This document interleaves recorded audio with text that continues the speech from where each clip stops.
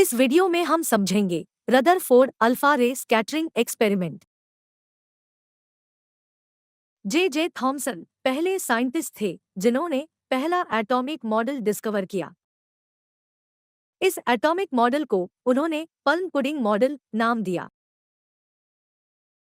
लेकिन इस atomic model की कुछ लिमिटेशन थी, जिसके कारण ये एटॉमिक मॉडल एटॉमिक स्ट्रक्चर को एक्सप्लेन नहीं कर पाया।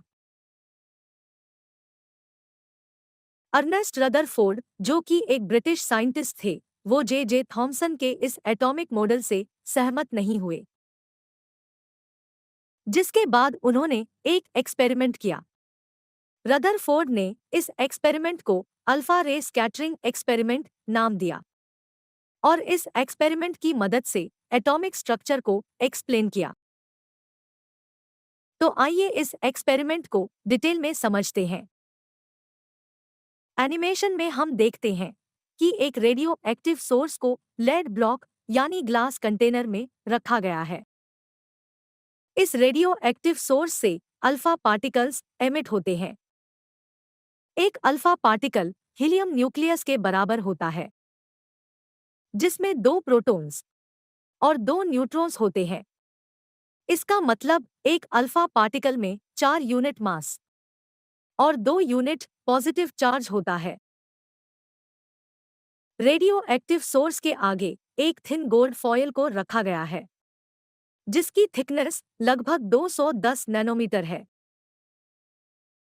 इस गोल्ड फॉयल के चारों तरफ जिंक सल्फाइड की स्क्रीन लगाई गई है, जिसकी मदद से अल्फा पार्टिकल्स को डिटेक्ट किया जा सकता है। गोल्ड फॉयल और रेडियो एक्टिव सोर्स के बीच में एक ग्लास स्लिट को रखा गया है, जिसकी मदद से अल्फा रे को स्ट्रेट और नैरो प्रोजेक्ट किया जा सकता है।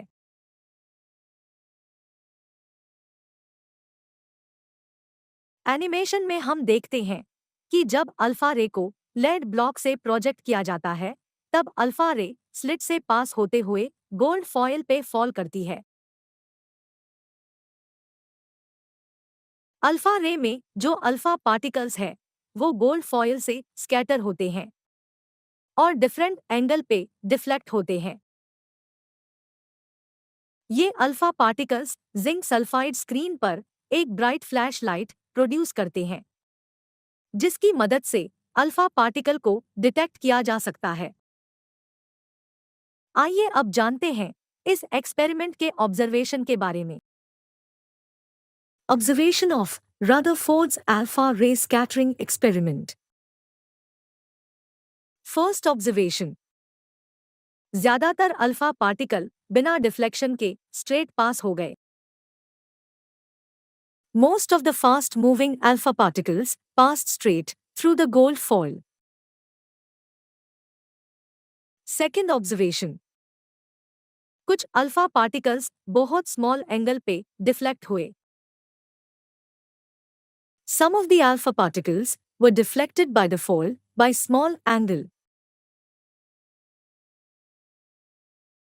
Third observation, लगभग हर 12,000 पार्टिकल में से एक पार्टिकल गोल्ड फॉयल से टकरा के 180 डिग्री पे बाउंस बैक हुआ। Surprisingly, 1 out of every 12,000 particles appeared to rebound.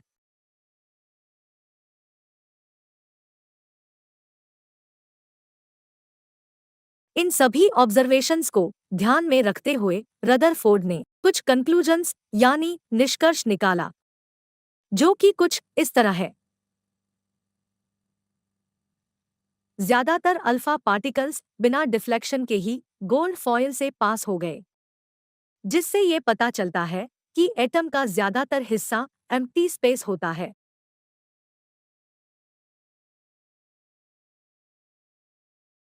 कुछ अल्फा पार्टिकल बहुत स्मॉल एंगल पे डिफ्लेक्ट हुए, जिससे ये पता चलता है कि एटम में पॉजिटिव चार्ज यूनिफॉर्मली डिस्ट्रीब्यूट नहीं होता, बल्कि बहुत छोटे वॉल्यूम में कॉन्सेंट्रेट होता है।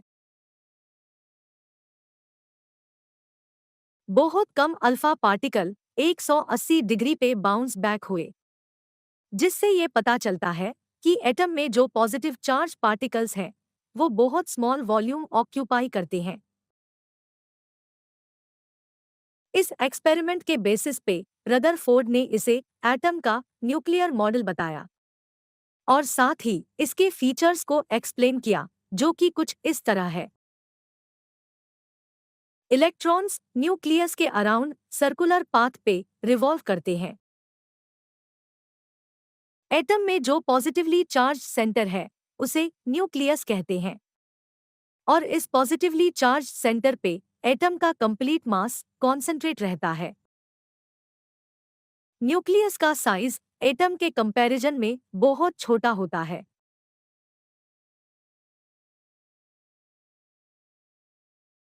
Thanks for watching. अगर आपको हमारा ये वीडियो अच्छा लगा तो ऐसे ही और वीडियो देखने के लिए चैनल को सब्सक्राइब करें, वीडियो को शेयर और लाइक करें। तो मिलते हैं नेक्स्ट वीडियो में।